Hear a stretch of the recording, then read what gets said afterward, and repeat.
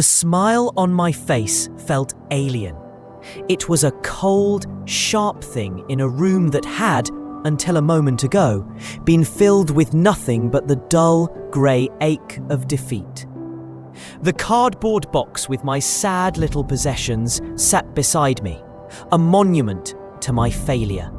But it wasn't a failure anymore. It was a launching pad. The war wasn't over. It had just been declared, and my enemy had unwittingly handed me all the ammunition I would ever need. I had 24 hours.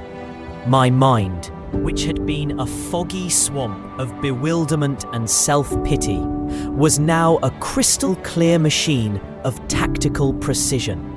I wasn't thinking about my lost job anymore. I was thinking like a general planning a siege. Margaret wanted a professional production house. I would give her one, the perfect one. I minimized the document of my termination letter and pulled up the database. The list I had so carefully curated. My digital Rolodex. It glowed on the screen. A beautiful list of potential allies and unsuspecting victims. My fingers flew across the keyboard. It was a delicate, surgical operation. For every reputable, award-winning production house on that list, I made a small, fatal change. An O became an A in an email address. A 3 became an 8 in a phone number. Contact names were subtly misspelled. To any casual observer, the data was perfect. But to anyone actually trying to use it, it would be an exercise in pure frustration. Every email would bounce. Every call would lead to a deadline or a confused receptionist. Every path Margaret tried to take would lead to a digital brick wall. Every path except one. I scrolled down the list to Phoenix Creative, a mid-tier but ambitious production house. And next to the contact name, I typed in the number of my old university friend, Leo. Leo wasn't an assistant director. He was a junior director, hungry and brilliant, but stuck directing small, uninspired corporate training videos.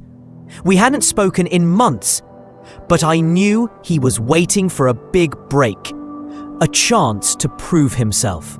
This wasn't just going to be my revenge. It was going to be his coronation. I packed up my box, walked out of that office for the last time, with my head held high. And the moment I hit the street, I made the call. "Leo," I said, the city sounds buzzing around me. "How would you like to be the hero that saves Northwood University's biggest project of the year?" There was a pause on the line, then a laugh. "What are you talking about, man? I thought you were their hero." "Plans changed," I said, a grin spreading across my face. "They fired me today, and now they're desperate. They're about to go looking for a production house to do the impossible. And you, my friend, are going to be the only one they can find." I explained the entire situation. The impossible KPI, the smoking incident, Margaret's arrogance. But most importantly, I explained the trap. I told him how, in about 24 hours, a very desperate manager with no industry contacts would start making calls from a corrupted database, and how every single door would be shut in her face. Except his. Leo was silent for a moment, and I could practically hear the gears turning in his head. Then he just said, "What do you need me to do?" This was the moment my plan solidified from a simple revenge fantasy into a lucrative business proposal. "This is a win-win, Leo," I explained. "This project is for 55 more videos. For a production house, that's a massive contract, a high six-figure payout. It'll make your company a fortune and instantly put you on the fast track to a full director position. All I want in return is the standard 15% finder's fee." Leo didn't even hesitate. He put me on the line with his general manager, a sharp, no-nonsense woman who listened to my plan with growing excitement. A guaranteed 6-month, 6-figure contract handed to them on a silver platter? She agreed instantly. A courier was dispatched to my apartment with a finder's fee contract that very evening. As I signed it, I felt a thrill I had never known. I wasn't just a fired employee anymore. I was a consultant. For the next 2 days, I turned my apartment into a war room. I became Leo's secret weapon. I wrote him a metaphorical playbook, a step-by-step guide to winning over Northwood University. I gave him the inside baseball on every key player. Director Evans, I wrote, is all about perceived prestige. Use words like cinematic, legacy, and brand identity. She's insecure about the university's ranking. Margaret, I continued, is the opposite. She's a bureaucrat who only cares about checking boxes. For her, you need to talk about deliverables, timelines, and hitting KPI targets. She wants to believe this was her brilliant idea, so you have to make her feel like a genius for discovering you. I even gave him the creative angle. I told him about the history professor video that had been so successful. I explained the university's desire to appeal to international students. I coached him on the exact visual style, the exact tone, the exact musical feel they were subconsciously looking for. I essentially downloaded 5 months of my hard-won knowledge directly into his brain. By the time we were done, his production house didn't just seem like a good fit. They seemed like a predestined, perfect partner who understood the university's soul. Sure enough, 2 days later, my phone rang. It was Leo. He was ecstatic. "You're not going to believe this," he laughed. "We just left the pitch meeting. Margaret looked like she'd seen a ghost. We knew everything. We answered their questions before they even finished asking them." Evans was amazed.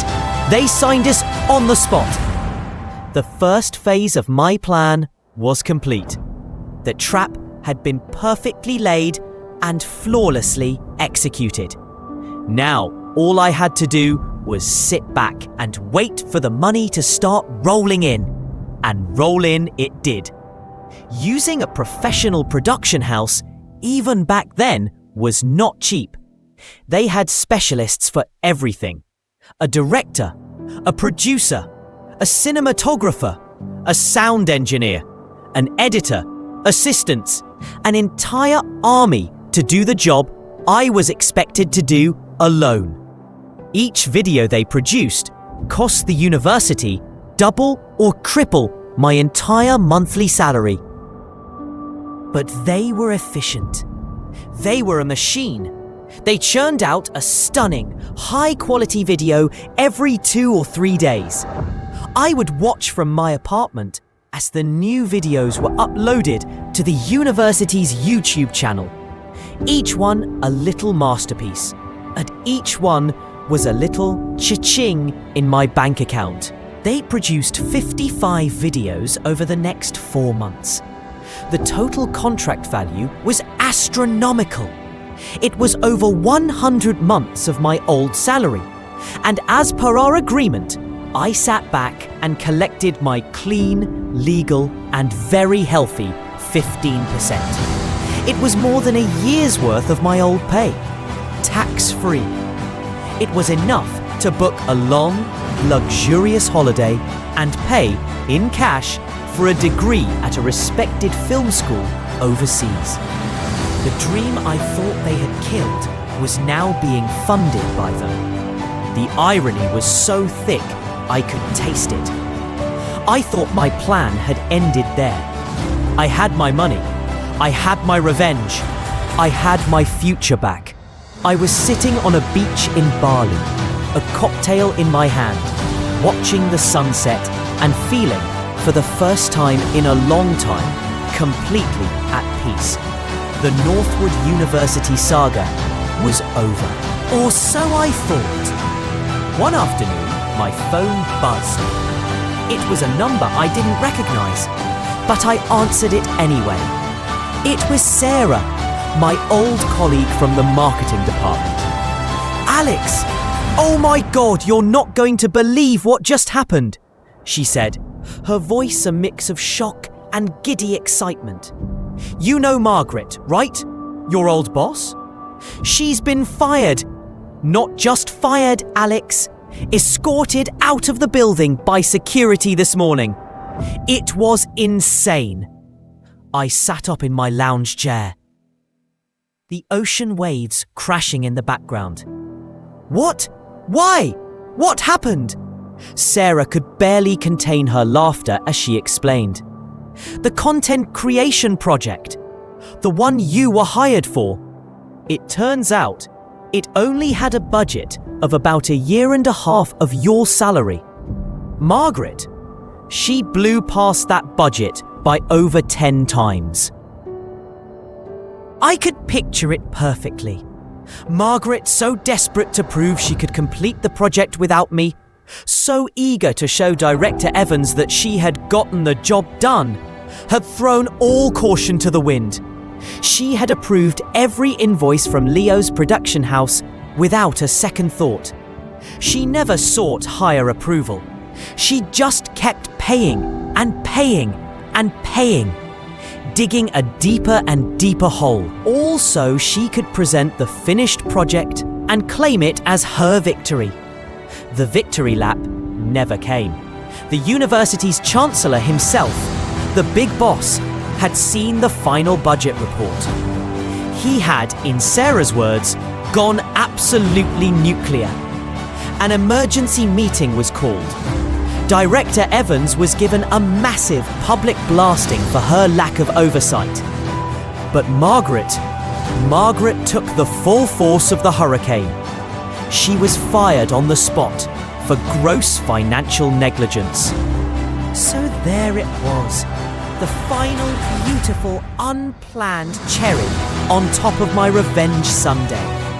I had gotten my friend Leo a super fast promotion to a full director in his production house.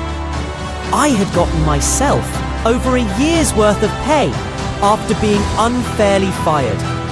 And the woman who had made my life a living hell over a cigarette, the woman who had built a campaign of lies to destroy my career, had ended up destroying her own. All because she fell for the perfect illusion. Laid by the very failure she thought she had gotten rid of. I hung up the phone, took a long sip of my cocktail, and leaned back in my chair.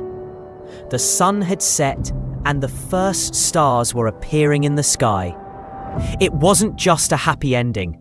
It was justice, and it was delicious.